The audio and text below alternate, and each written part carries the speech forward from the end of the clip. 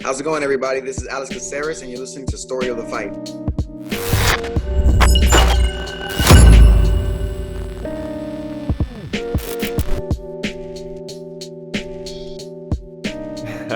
All right. So, Will, how you doing, my man? Doing well. Doing well. Oh. Not happy that the fights start at 9 a.m. my time, or 8:30. That was weird. I think it's because Darren Till was headlining. I'm guessing that they wanted the UK fans to be able to watch. And then when Till pulled out, it was only like 10 days ago, right? So I feel like they just didn't, like they already, because it was on ABC, so they can't just change their time slot. So I'm guessing sense. That's why. I mean, that would make most sense. This week was filled with a lot of fights. Not just UFC, but before we get on into all of that, just like to remind everybody, if they're trying to find us anywhere else other than YouTube, we're on Spotify, Breaker, Pocket Cast, Radio Public, Google Podcasts, and Apple Podcasts. Of course, if you like any of our content, do us a favor, like, subscribe. If you want to find us on social media, you can find us at Story of the Fight on Instagram and Twitter, and then we have a Facebook group chat called MMA Talk Community by Story of the Fight Podcast on Facebook. MMA Talk Hub Community by Story Gathering. of the Fight Podcast. If you want to fight, yeah. Just type and it then all we're doing like an episode coming up where we answer a bunch of questions that our people are submitting. So submit questions on any of those forums, and hopefully we'll be able to gather them all and answer them all. That would be a lot of fun. Now, I'm sure that you have a moment of silence as well for Got a moment UFC of silence. on ABC. Not a ton on this one. There was a few fights that pulled out. The ones worth mentioning. Kisriev was supposed to fight Kyle Dawkins. I was excited to see Kyle Dawkins again. I think that guy has a ton of potential. There was COVID issues around that fight. COVID again. Zach Cummings was supposed to fight Sam Alvey. I think that led to an even better fight than we would have gotten. Not for Sam Alvey. Yeah. And then obviously Darren Till broke his collarbone. Allegedly, if you want to listen to Marvin Vettori. But so dude, Kevin Holland steps in on 10 days notice, and then we're here. By the way, Darren Till goes super hard on Vettori in social media. Yeah. Dude, Darren Till's just so fucking clever, man. Dude, well, because I mean, imagine you're like, because up until this fight, Marvin Vettori's been doing the whole like macho, angry person trash talk, and Darren Till's like, "What the fuck is this guy talking? Like, we're gonna fight. Like, if you're trying to like intimidate me and scare me, like that's do it in the octagon. At this level, that doesn't happen. You know? Yeah. You're not gonna like intimidate a guy who has fought in Masvidal and Woodley and like Wonder Boy and all these guys, right? You're just not gonna scare him. Cerrone, yep. So just stop. So he was like not really like talking a ton of trash back. And then as soon as Marvin's like, yeah, I don't even really believe the injury, he's like, what? Goes off. Just goes off on him. The Lord of the Rings an orc. Orc looking. Yeah. When I saw Dude, that. He posted a picture of him too. Like I think during the fights, he posted a picture of him. I forgot the guy's name. It's like Fleabag or something like that. The orc from Lord of the Rings that on the is, fight like, card? Leading the charge on. Yeah. So funny. I saw dude. that too. We'll see if we can find that fight card so we can post it so everybody can see what we're talking about. Hilarious. But yeah, I mean, always love watching Darren Till fight. Pretty sad that we didn't get to watch him fight. Now, before it would have been that, a better stylistic matchup. Yeah, for sure.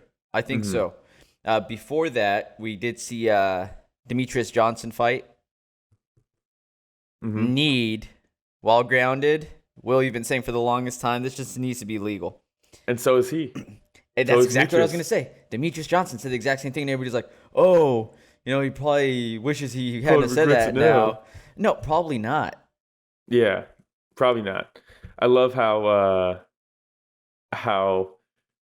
what's his name? Why can't I think? Aljamain Sterling tweets or something like, this is why it needs to be illegal. Like, he thought he was safely getting up. No, dude. There is no safely getting up. There should never be safely getting up. Yeah. It's a fight. And I don't think Demetrius knew that. He just got caught. He also got dropped right before that, so he probably didn't know what the fuck was going on. You know what I mean? That right uppercut caught him clean as he was coming in. Yeah. Yeah. And then that knee, as soon as he connects it with that knee and you see his eyes just start looking everywhere else. Yeah. Other than towards Moraes, it was over, dude. Yeah. It was over. That was a great co-main event, great main event. Not the best leading up to that point. Kind of Eddie a shit Alvarez, show with the Eddie Alvarez fight. Eddie Alvarez, man. But the main event was awesome. The Rod Tang versus was Daniel Williams. Yeah. Insane fight. That was fucking crazy. I felt so bummed out for Eddie Alvarez. Like, watching his speech afterwards, you could hear, like, the emotion in his voice. And then if you see the footage of him walking backstage and, like, just breaks down crying, dude, a lot goes into preparation for these fights, you know? And it's not the first time he's been DQ'd. Nope. I think we were there live for one of them, right? So yeah, we got knees to the ground, down 6 elbows, back of the head. Pretty much all the fouls you can do. We're just waiting for the eye gouging and the headbutts. Maybe in the next fight. Yeah. Stay tuned. We had Bellator after that. Did you watch any Bellator fights? I watched some of it. I watched Machida. I watched what else did I watch? It's hard to remember that card if I'm being honest. I think I sent you a clip of that Russian girl. I watched that fight. I saw that one. I don't remember her name. What's her name?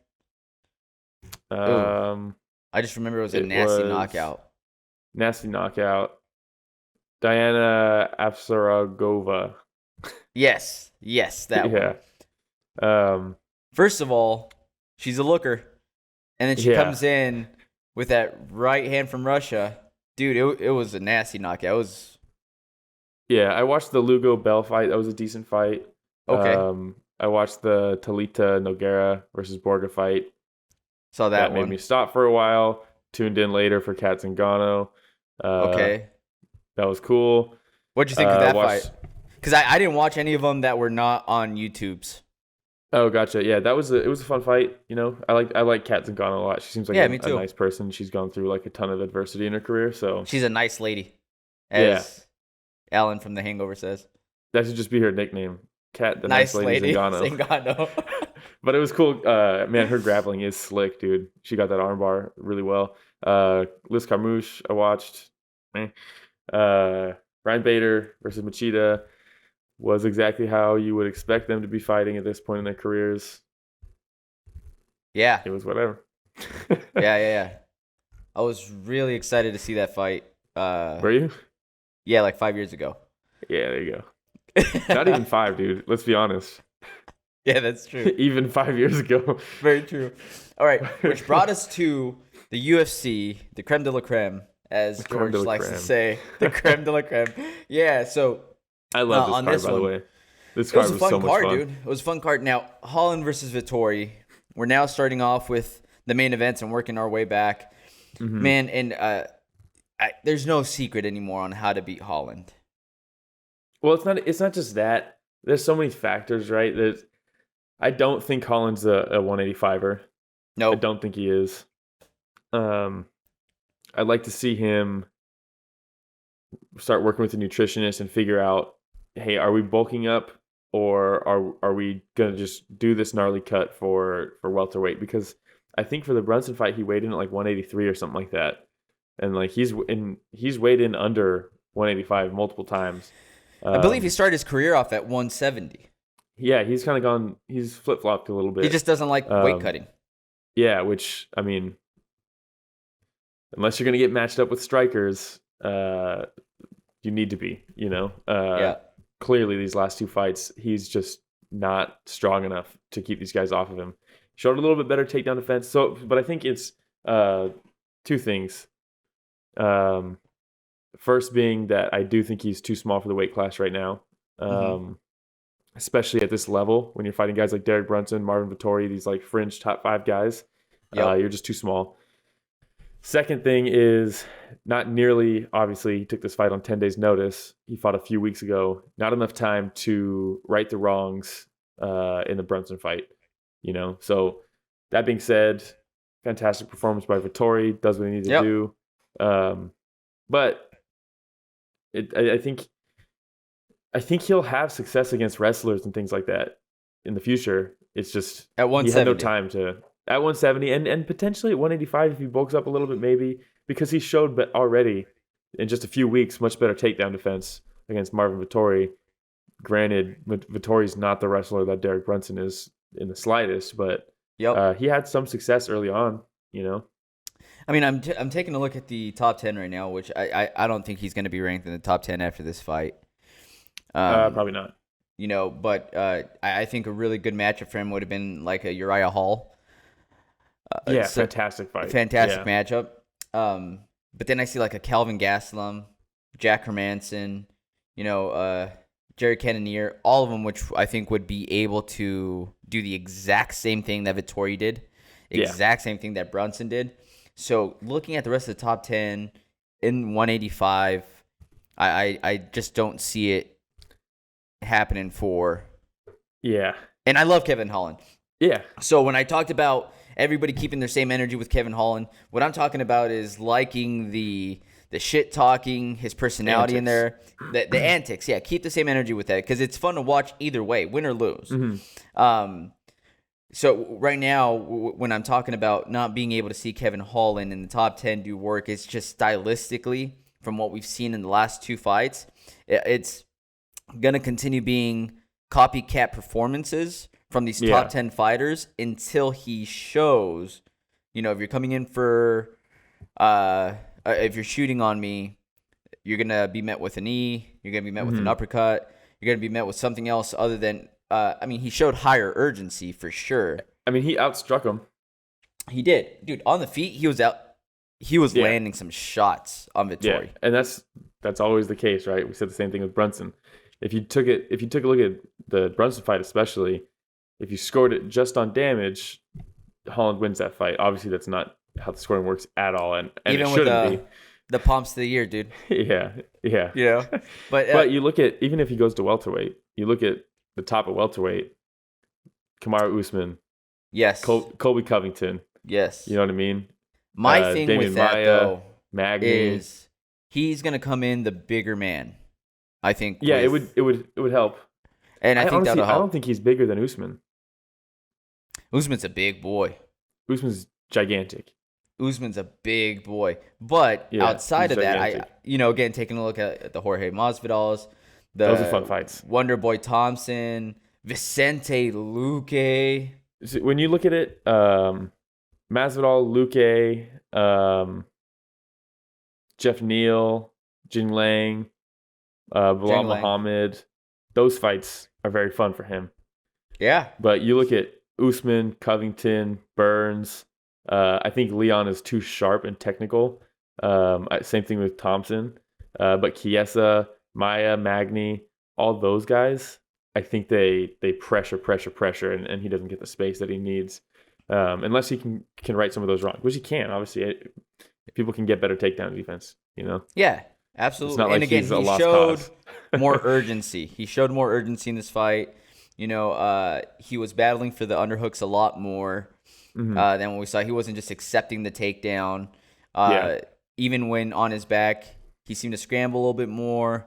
Instead of throwing those high up kicks, I would have liked to see him just kind of try to explode out as quickly as possible. Yeah. He caught Vettori with a couple, like on the chin, one on the forehead. But, that's not James Vick. You know what I mean? Vettori's not going to go down off of an up kick. So, no disrespect to James Vick. Yeah. No disrespect to James Vick. But Marvin Vettori, I don't want to turn this into just the Kevin Holland show, but because Vettori did execute a game plan very well, and he also took a fight on short notice and a very different fight than Darren Till.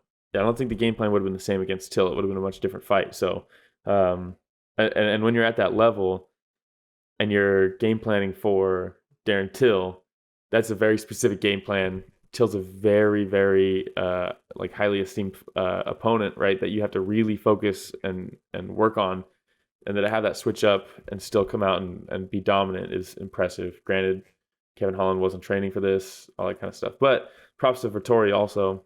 I don't know. I think he was gonna test the waters in the beginning with his stand up. And was like, no.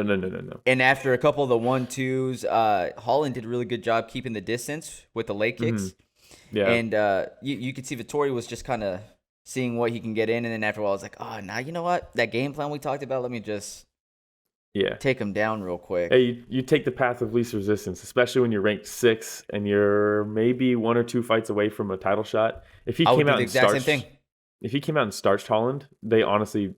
Izzy might have been like, all right, you got your rematch. I think he probably needs one more. We talked about title shot implications in the next 2 main events, and I don't think this was enough to get Izzy's attention. I don't think so either. But again, really good job with Vettori, and not just with the takedowns and being able to maintain the top position, but he probably did the most damage to Holland that we've seen in the last year. Yeah, probably. A couple months. His eye was busted. And then when he sits in the corner, he's like, I can't see out of my eye. I was like, oh boy, here we go. It's gonna get stopped. Sure enough, Herb Dean calls the doctor, the medic in, the doctor in, and he's like, can you see? He's like, what do you mean? He's like, can you see? He's like, what do you mean? And then he's like, Herb Dean's like, can you see? He's like, well, I can see you. He's like, all right, let's go. All right, that's good enough for me. So funny. Have at it. And that's where people talk about his mental toughness, right? And that he was in the Brunson fight, he was talking shit and joking and stuff like that as almost like a self-defense mechanism to be like, I'm not even taking this shit seriously. That's why you're beating me. If he wasn't taking this seriously, if he wasn't mentally tough, he would have said no. They would have stopped the fight, and that would have been fine. That's okay. And I feel like when he was like, what do you mean? What do you ask? I feel like that was almost like he was teetering on the fence of that decision. You think so? I think so. But ultimately he said, I can see you, right? Let's fight. But he asked him like 3 times and he was like, what do you mean? And I think that was almost like what do I do in this position? Because he probably couldn't see. I mean, he said he couldn't see right before that. So yeah, I took it a different way. I took it more in the way, like, as the doctor's walking up to him, as Herb Dean's walking up to him, like he's like looking directly at him. And they're like, and he sees like, what do you mean? Like I'm watching you as we speak. If as a fighter, in between rounds, when your eye's fucked, you just told your corner you can't see, and the doctor comes up, you know what he's checking, you know what he's asking, you just say yes. You know that saying no stops the fight, and saying yes will continue the fight. It's one of those 2 answers. That was it felt like almost like a stalling thing of like, what should I say? So you think I'm giving him too much credit? Barely. Just a little bit too much credit. It's not outlandish, He also, let's be honest, also is in the middle of a fist fight. So he also might just be like, I don't know what the fuck's is a fight. Going on. He's like, I'm in a fight right now. What are you talking about? Why are you asking me questions? Get out of my way. Yeah. All right. Do you have anything else on that fight other than Vettori did an excellent job? Vettori, excellent job. I would like to see him fight again, right? We'll see what happens with Whitaker and Costa. I don't know how Cannonier's arms recovering or anything like that. Yeah, I was going to say, gonna be out for a while. Vettori, look, Derek Brunson is now ranked 4th, right? Mm-hmm. Just Vettori versus Brunson, Vettori versus Cannonier, Vettori versus Paulo Costa, Vettori versus anybody else, I think, in that can top get him a title shot. 4 can get him a title shot if it's another dominant performance, or if he wins, by fantastic fashion. Yeah, I agree. But I don't think that at this point you now jump Vettori over Whitaker if Whitaker wins. Even, let's say Gaslam comes in and just fucking... you're going to say Costa. Oh, I forgot. He's not even fighting Costa anymore. He's fighting Gaslam. What the fuck? He's fighting Gaslam. Let's say Gaslam comes in and just absolutely rocks Whitaker. Mm-hmm. I'd be more excited to see a Gaslam Adesanya rematch than I would watch that. Adesanya Their first Vettori. fight was incredible, Oh, one of the best fights I've ever watched. Yeah. Richard Casual. Put that on your list of fights to watch. By the way, have you watched any fights, Richard Casual? I was ready to watch some fights yesterday, remember? We were going to watch them together, and then you were like 10 a.m., and I'm like, I wake up at 11. There's no way I'm catching a 10 a.m. fight. No way. All right, so it sounds like none of the homework's been completed yet. But it's okay, because I think he did say he watched Godzilla versus Kong. So that's at least one fight he got. Teamzilla. All right. Teamzilla. All right, so next after that was Allen versus Yusuff. Mm-hmm. Dude, Yusuff is a tough man. Yusuff's a tough man, and I really like him, and I wish he would surround himself with better people. But you hear John Anik? He's like, what did he say? He was like the criminally Yusuff with the criminally underrated coach in Lloyd Irvin. It's like criminally underrated or underrated criminally. You know what I mean? Dude, charges don't stick to that, man. Anik has had some lines as of late, like a few podcasts before where we talked about his whole custody battle comments. Oh, yeah. And like there's a couple comments. I think there's another one I notated somewhere on here where I was just like, Anik with another fucking gem. I can't believe he said that, dude. I'm sure he knows the controversy around Lloyd Irvin. Probably, dude. Anybody in the MMA community. And when he said that, the criminally underrated Lloyd Irvin, which is kind of quiet. Yeah. And it's like, oh, you mean the guy that rapes people in his gym? Yeah. Dude, out of control. So with this fight, it was like just a battle for efficiency. And I felt like whoever just was so much more efficient with their shots, like the first round, you take a look at it, and it seemed like Allen, then Yusuff was more efficient, straight shots. Well, Yusuff outstruck him, right? In all three rounds. I think all 3 rounds. But for me, like on the first round, I think Yusuff had the looping punches, and Allen was getting off the cleaner straight shots. And then it kind of just flopped in the second round. And then it just seemed like it was just going back and forth over and over again. Did you see that at all? For me, it was Yusuff had a great game plan of smothering with pressure, and Allen has to do something to get the respect, right? And that's what he's doing with that left hand every time Yusuff would come in. And once he got the timing right, because Yusuff was all over him, and it was like, dude, how do you even breathe? And people talk about, a lot of people say Firas Zahabi is almost like a one-hit wonder, and that he's not the coach that everybody thinks he is. He just had GSP, who's an exceptional athlete, and it was more GSP than it was Firas Zahabi, because GSP also had Greg Jackson, John Danaher, all these guys, right? And he hasn't had somebody like that since. I still think he's a fantastic coach. You look at Arnold Allen, dude, his footwork and his defense is so high level, dude. It's like nothing gets through it. Like, he was getting hit, obviously, but man, he just rolls with shots so well. He gets his hands up, he's evading, he's going left and right. He's not just moving straight backwards. And he's able to did you listen to GSP on Rogan last week? Yes, and it was fantastic. One of the best ones I've ever. I love GSP. And he talks about how he has 2 types of takedowns. He has reactive and proactive takedowns. And the proactive takedowns are when he shows his hands and he shoots on you. Like, and we've seen that multiple times, that like spearing double leg where he shoots through people. But then he has the reactive takedowns, which I think are even more impressive, where he baits you in, and as soon as you commit to coming in, he changes levels and he just takes your feet out from under you. And you can see both of those on display from Allen, especially in the first 2 rounds. Third round, a little bit more gas, couldn't really take Yusuff down, but you saw that, especially in the second round, he had a perfect reactive takedown where Yusuff bought in and was like, I'm going back to smothering. Allen just drops right under, takes the feet out from under him. Allen looked like the more complete fighter in this fight. Yusuff, still a fantastic prospect. I love the guy. I wish he would change his camp.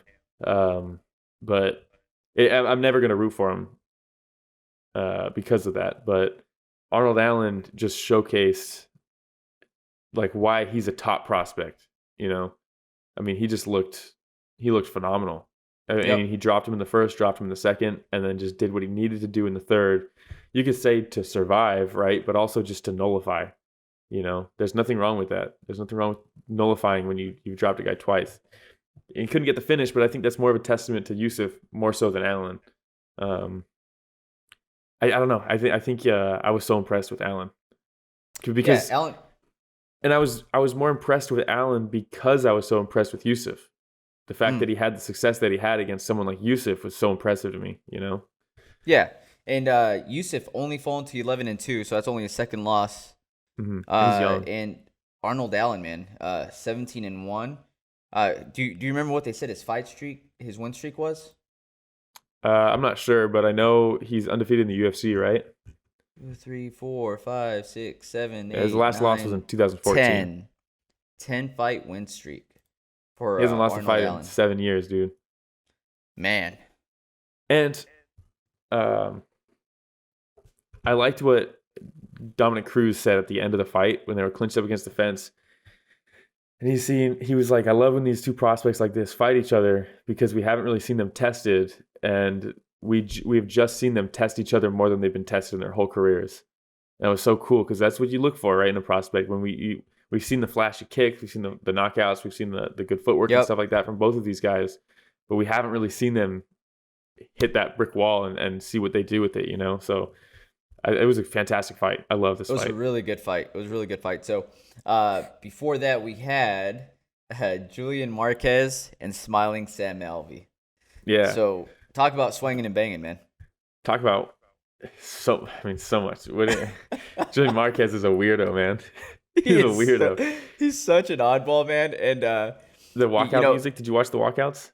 No, because I was on ESPN. So they show commercials on ESPN Plus in between, which sucks. What was the walkout song this time? Julian Marquez walks out to a Miley Cyrus song. Another one? Obviously. And then Sam Alvey. And they're talking about it, right? They're like laughing about it and stuff. And then all of a sudden the music changes and it's like a Taylor Swift song or something. From Sam Alvey starts walking. It's a Taylor Swift song. And they were like, I think DC was like, he's like, if you didn't know any better, you think you're at like a middle school girl's birthday party or something like that. Oh, that's awesome. Meanwhile, man. These dudes are about to go try to knock each other out. But you have, dude, Alvey. This one fight of the night. Alvey has so much power still. And they always say power's the last thing to go. But some of those hooks were really looping too. Mm-hmm. And they're like this close, a couple of them just this close. And if he would have just tapped Julian on the chin with one of those, it'd be a different story. He really hurt him once in the first. He did. You know, dude, Marquez talked about it too in the post-fight, but Alvey has always been one of those guys that gets more dangerous the more you hurt him. You know, I really like Sam Alvey, 35-15, right? Not the best record, but he doesn't have elite footwork. He's not the best cardio. Like, you know what I mean? Like, he has a really good smile. He's got a great smile and he's got massive power in that right hand, and he fights in that southpaw stance. And he even said, he's like, listen, I'm probably going to have my back against the fence in this fight. Because that's what he does. He falls back to the back of the fence. People kind of tee off on him with their style, right? And then all of a sudden he just catches him with that right hook and drops people all the time, dude. And Marquez talked about how he knows, hey, if I hurt him, he's still very dangerous. He's very dangerous, man. You could look at him and laugh about different things, but dude, he's dangerous. He's dangerous. Yeah, and I didn't know that Sam Alvey has his wife as lead corner. Yeah, always has. Yeah, I just realized this in the last fight when John Anik, again with his phenomenal knowledge, deep knowledge of every fighter, dropped that knowledge. And I was like, oh, that's pretty neat. And he was just, not just him, but I think DC mentioned just that he's super impressed with her knowledge and IQ around the fight game. Yeah, she's great. That's awesome. She's a great coach. And Marquez, similar to Perry's girl, or? You could say probably a little bit more knowledgeable. All right. I just wanted to compare. Okay, sounds good. Yeah. But Marquez is dangerous, man. Marquez, dude, I'm so on the fence with him because he's like cringe, very, and then like funny, and then like cringe, and I'm just like, because you could see that he's goofy, man. You could see he's goofy, and you could see that he knows that he's being like goofy. Yeah. You know, so. I don't know, man. I'm so on the fence with him. So on the fence. Yeah. But I like watching him fight, though. Exactly. And that's ultimately what matters, right? He was out for a long time with the injury, so I think he's just trying to come back and be on a tear, man. Because, dude, he's fucking dangerous. He's super dangerous. The Cuban Missile Crisis? Yeah. Dude, that nickname? I know. It's fucking awesome. It's awesome. I love Cuban Missile Crisis. Now, the call-out, I feel like it was another wasted call-out. His call-outs are terrible. He got a response, though, from one of the... I don't even know who the hell he called out, to be honest. Last time he called out Miley Cyrus, got a response. Dropped the ball on that. He got the response, but then he dropped the ball. Dropped the ball. And then after that, he calls out Patrick Mahomes. I think that's the quarterback, and Travis Kelce. I don't know who that is. Travis Kelce's Patrick Mahomes tight end. Probably the best tight end in the NFL. Okay. Extremely talented tight end. Moves like a wide receiver. Just fantastic. He runs and catches balls. Cool. No. But, like, there's levels. If people were to say, like, oh, they put gloves on and punch each other. And you're like, okay, well, look at Israel Adesanya. Travis Kelce is, like, up there. Football. And he challenges them to a badminton matchup or pickleball matchup. Yeah. And I'm like, one of them responded. I don't know which one did. I'm like, my man, maybe Brad Tavares? Maybe, Sean Strickland, who's now ranked at the top 15? Like, maybe take your crack at the top 15. Him versus Sean Strickland would be sick. That's what I'm saying. That'd fucking be a great call fight. it out. Yeah. And, oh, man. But you know what? Keep on doing your thing, Julian Marquez. I'm sure there's going to be other opportunities that come up where you can slide into these fights. Again, he filled in because Strickland was short notice fight. Alvey wasn't supposed to fight Cummings Marquez, pulled out, right? And he says, this is the battle to see who the baddest man in Mississippi is. Yeah. Fucking one, we already know that's probably James Krause. Two, who also got a shout out in the post fight. Yes. Two, Patrick Mahomes and Travis Kelce pretty much they could probably be governors of Mississippi. Yeah, right now. but that doesn't mean they're the baddest men in Mississippi. Yeah, and you know what? If they win badminton, probably still doesn't mean they're the baddest men in Mississippi. No.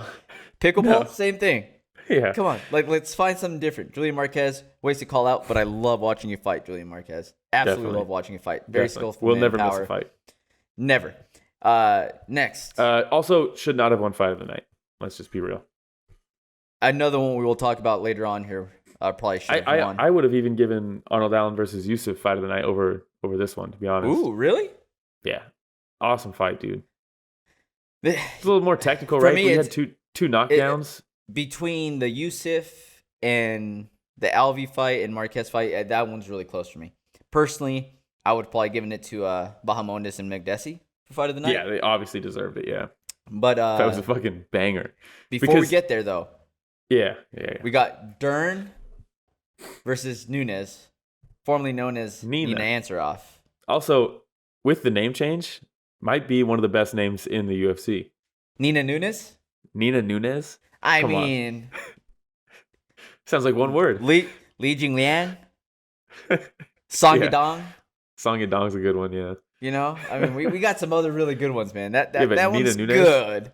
It's good, but it's not Song Yadong good. Nina Nunes sounds like a superhero. Song like Yadong Peter Parker. Sounds like a superhero that works the corner. Yeah, but you need like the alliteration. All right, so, dude, Dern, I say this every single time. Dern looks better and better every fight, man. Every single fight. And ever since she had her child, I feel like there's just renewed energy, renewed passion around the fight game. And she found Jason Perillo. And Perillo. Perillo is such a good coach. Her striking looks so much better ever since she started training with Perillo, which, I mean, it's a given. But then just the strategy behind it. She's not just deciding to bite down on her mouthpiece and try to prove a point with her striking. This fight was like a lower level version, and I mean that with zero disrespect, right? Just because what I'm comparing it to is just so high level that pretty much everything is lower level compared to it. But this was reminding me so much of Khabib's game plan against Justin Gaethje, where it's just absolutely swarm you with footwork and strikes, and then eventually get a trip. Once I get a hold of you, submit you. The tenacity that she was coming at her with on the feet, they were both swinging, right? Yep. Still room to grow technically, but ultimately she's doing it with a purpose, and that purpose is to close the distance, get to you, take you down, and then submit you. And there's nobody in the division that can last on the ground with her.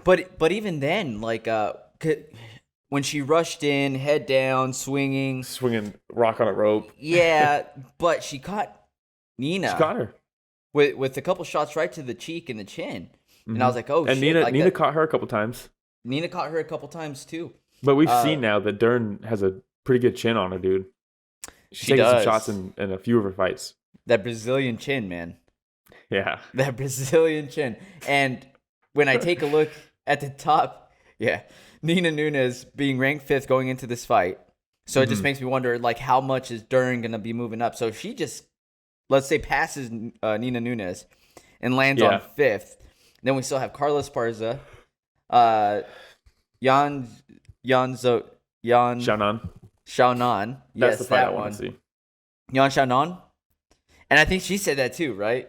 By the way, she also butchered her name at the end. Hey, it's easy to do. I feel her pain. She butchers a lot of words nowadays. With that Portuguese accent all of a sudden. Hey, dude, she's Brazilian, man. Yeah, dude, born and raised in America. Hey, and I love that she can go Valley Girl or a heavy Brazilian accent. In all seriousness, though, I mean, obviously we're joking about that shit, but like, she spent a lot of time down in Brazil, dude. You're gonna pick up the accent. It's gonna happen. I know people joke about it. I just joked about it, but like, she's an absolute monster, dude. Yeah. If I'm Carla Esparza, if I'm Yan Xiaonan, if I'm anybody, she's one of those fighters where you know exactly what her game plan is gonna be going in, and you're gonna game plan for it. You're gonna prep as much as possible, just like I'm sure Nina Nunes did. But she's at a whole nother level, as they say. I think right now, Zhang Weili knocks her out. I think Rose knocks her out. I think Joanna pieces her up for 5 rounds. But someone like Marina Rodriguez, Carla Esparza, and Yan Xiaonan, those 3 fights, I think are what you'd make so that she can continue to grow. Because right now, if you throw her to those top 3, Claudia Gadelha even. Yeah. She subs Gadelha easy. Yeah.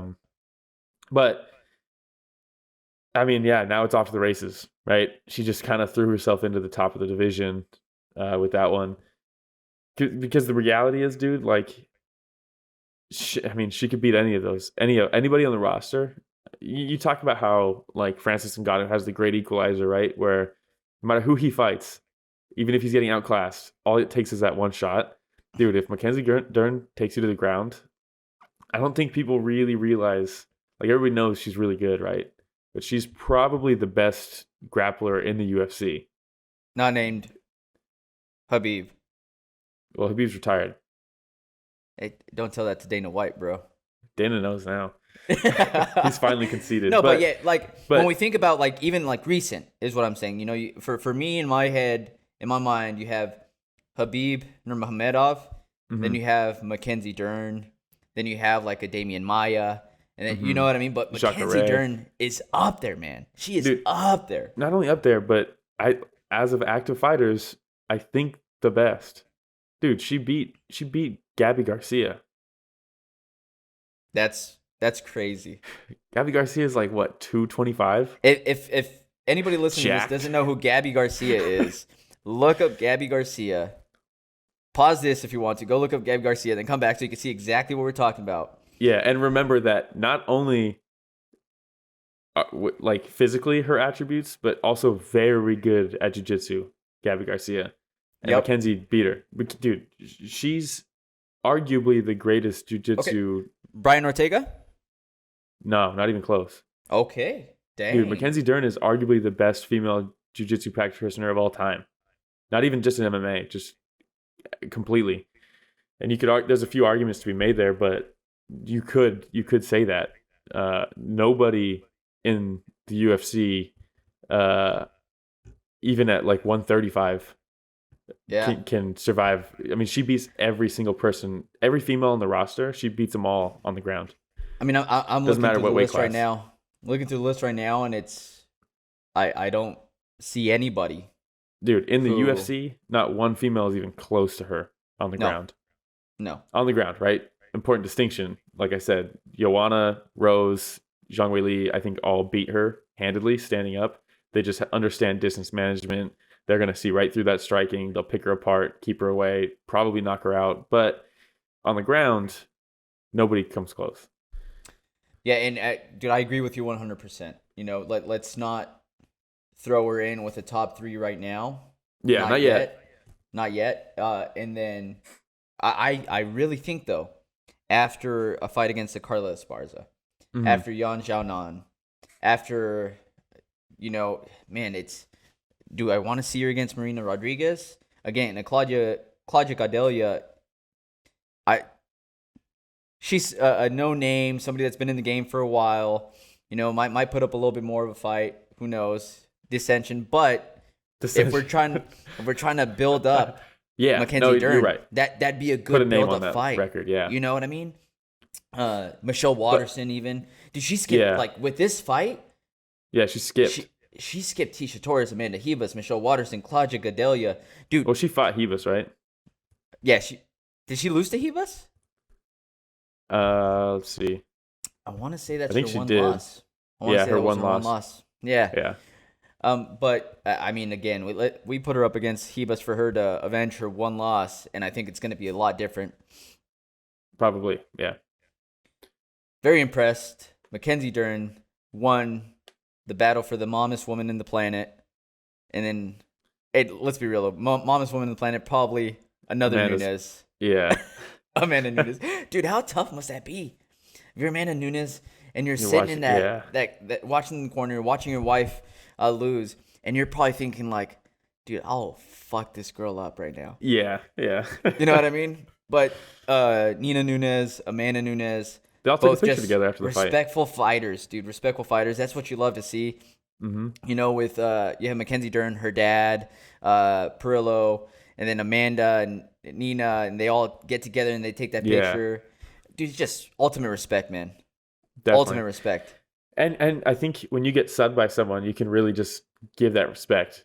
You know, you get knocked out, you could be like, oh, fuck, I got knocked out. Like, they just caught me, all this stuff. But submission, it's like, no, you got it. Good job. You got me. You got me, yeah. And Amanda probably told it, like, you got it, but I'll still fuck you up. Yeah, but also, fucking watch what you say right now. Yeah, but you're cool. But watch your P's and Q's. But you better stay on weight. All right, so the next one, dude. This was one of the fights I was looking forward to the most. Same. Dude, you know I love D-Rod. Yeah. I've been a big fan of D-Rod for a long time. Platinum Mike Perry. Fan of Platinum Mike Perry. Maybe not the battles that he has outside in the casinos with the older men and stuff like that. Mm-hmm. But or the windows or whatever the hell that was when he sliced his leg open. 1-0 against old men, 0-1 against windows. Because I would say the window took that one. I don't know. I mean, the window shattered all over the floor. So maybe he took some damage in that one, but I think he beat the window. Fuck, I don't know, man. I have going the other way. But when we take a look at this, dude, this was a tough fight for me to watch. I know, again, because I like Perry too. I like watching Perry fight. And we love his style. You know, he grits down, bites down, swings, but clearly you're not going to finish him. D-Rod looked so good in this fight. Dude, his hands, his 1-2. Oh my God. His 1-2 was money. And the thing is that, like, I think about him working with Donald Cerrone at the BMF ranch, and then he also works with Joe Schilling and Joe Schilling and the Diaz brothers. Well, Nick, I think just Nick. I don't know about Nate. But I think about the classic 1-2 that we see from the Diaz brothers, and then Joe Schilling, and then you see it here with D-Rod, and like he kept on throwing that 1-2 right down the middle, and I was like, "Fuck, dude, that's fucking Diaz 1-2 right there." And that outside kick to the body. Oh my God. Dude, but he looks so good. Did you hear Joe Schilling in the corner? No, commercials. He yells out, and he's like, "Throw that kick! Remember that one time at the ranch on mushrooms?" Did he? Yeah, dude. And D-Rod's like, "Oh yeah." He's like, "I remember that kick," and then threw it. Dude, that's, oh my God, I gotta go back. I missed that. Yeah, dude. I didn't hear that. Did the announcer say anything about it? I don't think so. I mean, it's on ABC. It's on ABC, so they're probably like, "Oh, somebody on mushrooms." Turn the volume down on that one a little bit. But Joe Schilling with that like smoker's voice. Dude smokes cigarettes like in between fights. Probably in the corner. No, like when he's fighting, he like smokes a cigarette before the fight and like smokes it right after, and like. Does he really? Yeah, Smoking Joe, dude. Oh my god. Smoking Joe Schilling. He's a killer, man. He's an absolute killer. But yeah, I was gonna say with Perry, with his new camp, they're talking about like the physical condition he's in. He looks great, and he did. He looked really great. And the 3 rounds, he had a lot of energy going all the way through. Yeah, but just flat-footed, no head movement. Yeah. And I know that the distance that D-Rod was keeping was part of the reason that Perry he nullified him, man. He just couldn't get past the jab. That jab was so good. That nice takedown. That was he had great grappling in this fight. Right? But man, like I want good for Mike Perry. I do, man.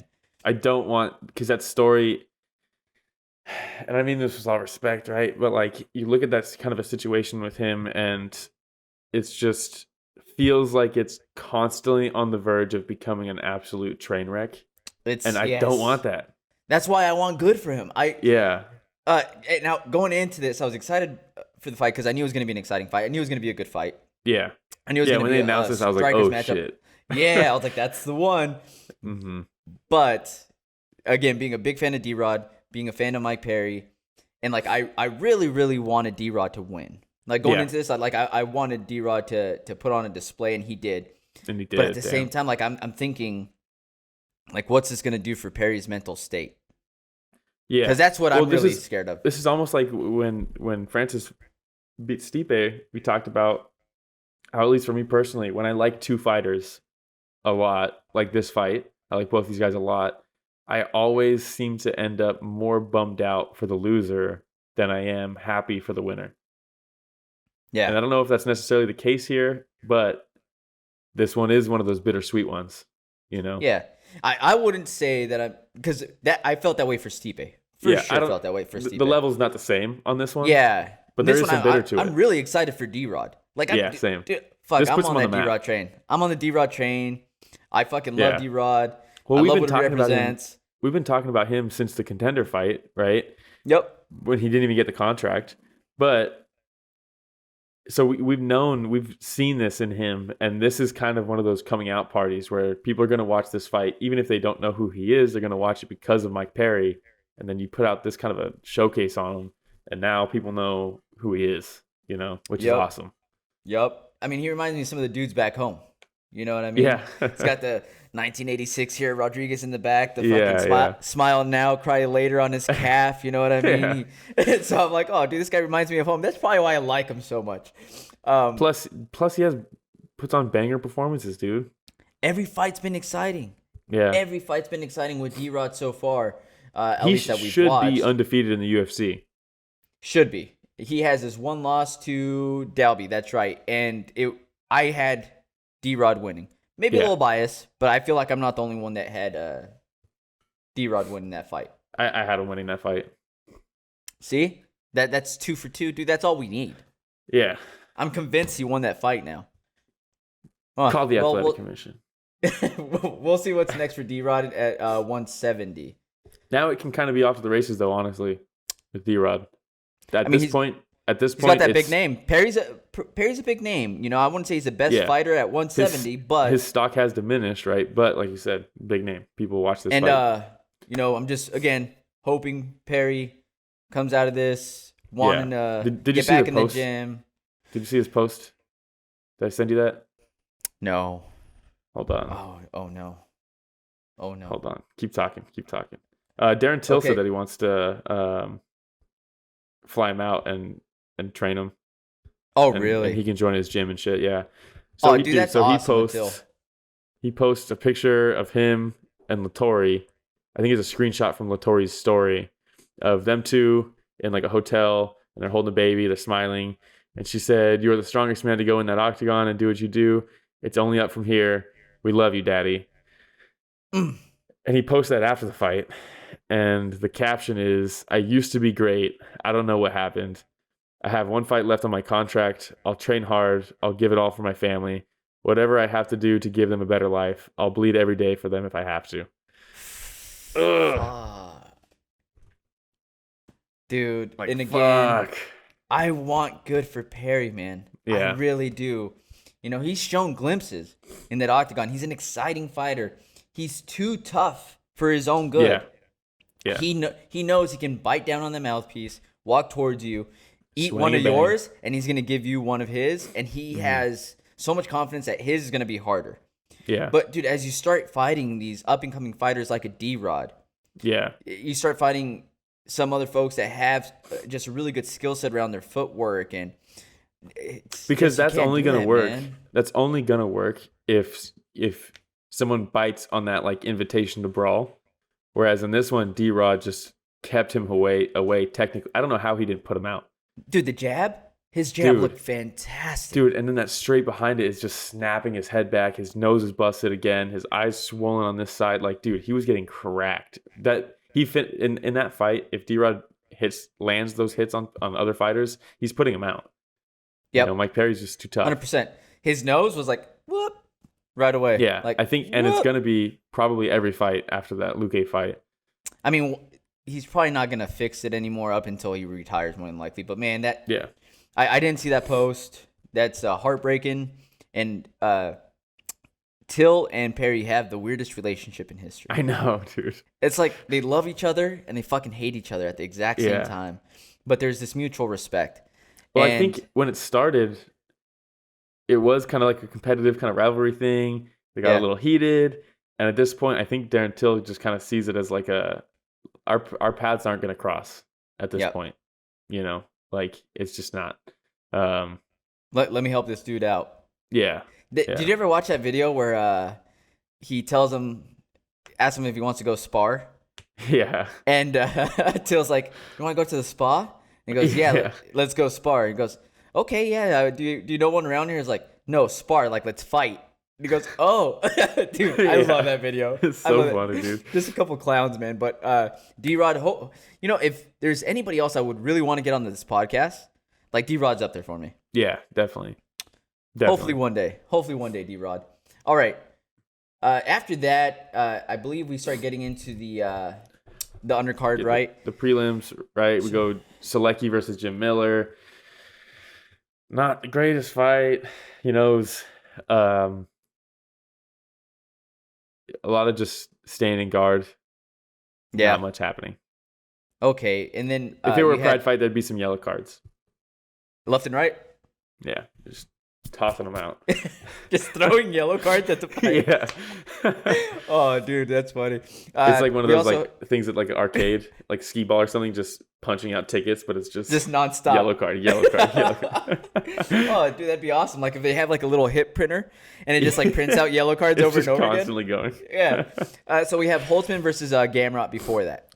Yeah, and Gamrot. I might have just watched this fight like 30 minutes ago. Gamrot improves to 18-1, right? His last fight was a split decision loss to Kutateladze, which is a win that's going to age very well. Over Nunes, I think. Yeah, probably. That fight was awesome, dude. Gamrot versus Kutateladze. What a great fight. Obviously did enough to get a split decision, right? So going into this one, I was Gamrot all the way into this fight. And I think, man, this division, lightweight division, we've talked about it so many times that like fighters ranked 10 through 20 are just like on the verge of busting the door down into the top 10. There's so many fighters in that are trying to get into that top 10 that are so gnarly, dude. And Gamrot's one of them. Kutateladze, all these guys, right? Arman Tsarukyan, Rafael Fiziev, all these guys are just like, let me in. And Gamrot, man, fucking power, dude. And he looked good up until that point too. Another 1-2. Yeah, 1-2 straight down. Solid the 1-2. And was it the first round that he cracked him good? Yep. Good enough for Holtzman to be like, that was the back of the head. It's like, nah, dude, he just rocked you. Like, no disrespect, but like I get it. He doesn't know what the hell's going on at that point, but dude, he cracked after that him shot, he probably thought that they were sparring. He's like, am I sparring right now? Oh shit, I'm in a fight. I'd like to see Holtzman go up a weight class, honestly. I was just about to say that. Holtzman looks like 170. Like he needs to be at 170. I think he's cutting too much. I think he's. I think so too. I think so too. Hey, but Holtzman was looking pretty good up until then. Yeah, he's good. There was a couple shots. I think he's like 36 though, 35 or. Well, that window's closing. 37. So let's go up to a 170 ASAP. 37. Couple long shots that Gamrot took where the uppercut was there. Uppercut was there, and there was one where like he goes for it and just misses it, and Gamrot still got the single leg. Yeah, but just the timing was just a little bit off. But just fantastic performance by Gamrot, man. Fantastic. Yeah, I really think Gamrot has a huge future in this fight, and I think the Kutateladze win over him is going to age really, really well, and it's probably one of those fights that like you look at like Conor versus Max Holloway, you're like, oh, it's crazy that they fought back then, like when they weren't really who they became yet. Yep. And I could see this fight or that fight between these two becoming something like that, where we're looking at them in the top 5, top 10, and we're like, oh, remember when they fought? Like before they were ranked? Good times. Yeah, good times. All right, man. Do you want to move on to the next one? Yeah, I mean, that's pretty much all we can really say about that. By the way, Giga Jagadze, another name that I would put fantastic. above Nina Nunes. So yeah, all these names are just flying into my head right now. I know. Giga Jagadze. Can't wait for his next fight. Makdessi versus Ignacio Bahamondes. Bahamondes. Chile, I believe. I think he's the first Chilean fighter, second Chilean fighter, maybe first. And then 10th youngest on the roster. Moved out of Chile at the age of 16. Dude looks like a boy. And how about, this is the other one where Jon Anik had that classic line. Where he's like, moved out of Chile at the age of 16 to pursue this dream. A lot of nights crying himself to sleep. And I was just like, what the fuck, Jon Anik? Oh, why? Man. Why, Jon Anik? Yeah. How this fight didn't win fight of the night is so, I don't understand. I do not understand. This fight was so fucking cool, dude. So, and you love to see it from Makdessi. Makdessi retired in the past, did he not? I don't even remember. I believe he retired after, with a cowboy that broke his jaw. Was it? Someone broke his jaw. I think it was Cowboy. And I'm pretty sure he retired after that fight and then ended up coming back. Dude looked sharp as hell, man. He did. Bahamondes didn't make weight. He missed weight by a little bit. And didn't qualify for the bonus after that. So I wonder if that had anything to do with it, because you would think they would still at least give Connolly all versus Connolly versus Pereira, that one fight of the night. Pereira missed weight. They gave both bonuses to Connolly. Yoel Romero versus Robert Whittaker. Yoel missed weight. They gave both bonuses to Whittaker. Yeah, so why would this? So I don't know what. So the precedent has been set that if you miss weight, you can't get a bonus. But the precedent has been set that even if someone misses weight, if they're involved in a fight of the night, they still get the award, and the money just goes to the fighter who made weight. It doesn't make any sense to me. It doesn't. How it was a split decision, I don't know. I thought it was a pretty clear 29-28.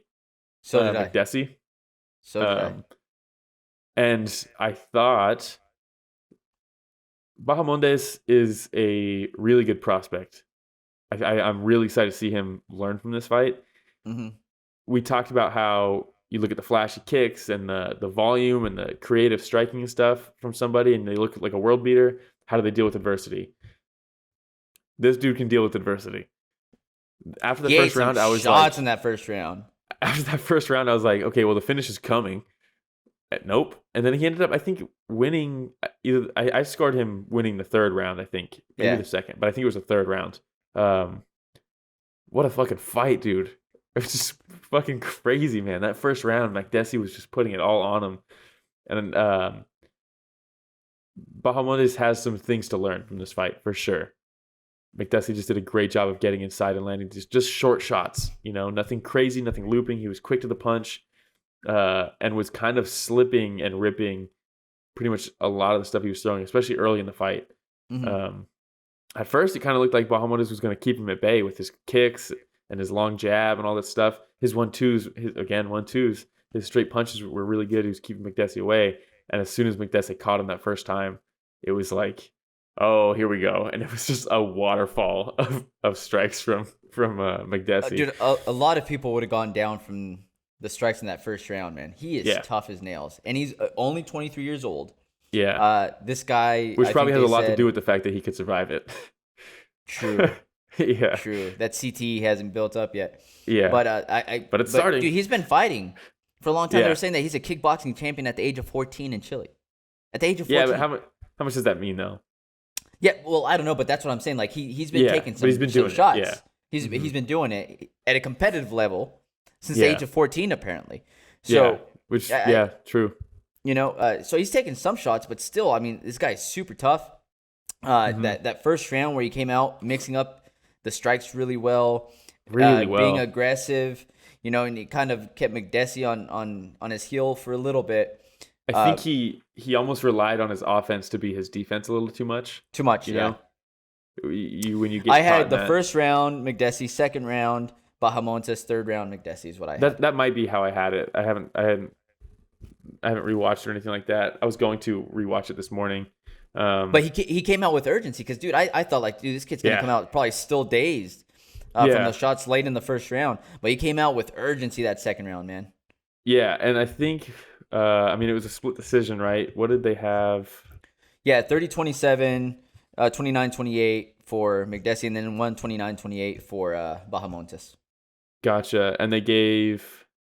One judge gave all 3 rounds to Makdessi. Yeah. I think it must have been the second round that I can kind of see that too. The second round was close. It was close. All the rounds, well, first round except was for the first round. but the third, I must be remembering the second. But man, what a great fight! It was a fantastic fight, and I even what a great fight. Like going into I think it was like the middle of the last round, and they showed the little screenshot of the strikes, and it was like dead even. Head strikes, body shots, like everything was dead even. So it was a good fight, man. It was one of the better fights on the card for sure. I think it was the best fight of the card. It was such a fun fight, man. It was really good. Do you want to move on to the next one? Yeah. So next one we have Jarjis Danho versus Yorgan de Castro. Yeah. Heavyweights, how this bro. didn't win a performance of the night, I don't know. Kind of crazy to me that was Dana there? I don't know if he was there or not. It seems like this is a 50K knockout, in my opinion. Yeah. Kind of crazy. It was a nice knockout right to the temple, man. That right hand right to the temple. Dude murdered him. The way he fell, dude. He had the folded chair, the leg.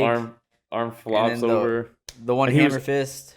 He was out for more than the fight took place. Yeah, he was there for a minute. Yeah, the fight was 3 minutes. I feel like he was probably down for about 3 minutes.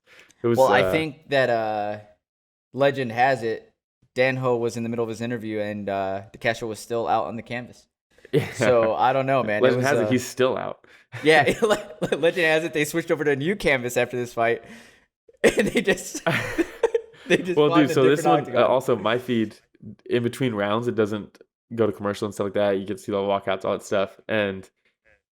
After the knockout, in between the knockout and the decision, it was just like that, like no commentary because I think it's probably in commercial break, and the cameras are just panning from close-up shots of Jarjis where he's just kind of like, and then shots of like the whole arena, and back and forth with no sound, or with sound, but like it's just kind of like some rumblings and stuff, and you're just like, dude's still out? Like, what's going on right now? Dude, but the way his leg was folded and his arms were out, it looked like, you know, like the chalk drawings. Yeah, the chalk drawings. And I was like, oh, poor guy, man. Poor guy. Yeah, dude was murdered. Yeah, but a nice return for Danho with that last fight.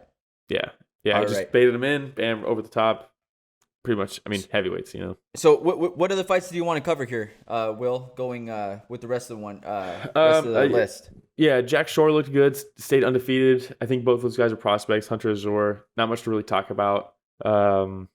Luis Saldana versus Jordan Griffin. I thought Griffin won that fight. I was surprised on the decision, if I'm being honest. The fact that it was unanimous also is kind of crazy. I think especially in the first 2 rounds, Griffin just did a phenomenal job. Jung versus William Knight was just a dominant, smothering performance from Jung. Pretty much zero adversity that he had to face. And then the return of Impa Kasanganay. That fight actually, Forever in It's a highlight gotta be reel, hard. Kasanganay. It's got to be hard. How many times has he seen himself get knocked out this past year? It's got to be a lot. If I just scroll through like my Explore page on Instagram, I see that knockout almost every day. Yeah. You know what I mean?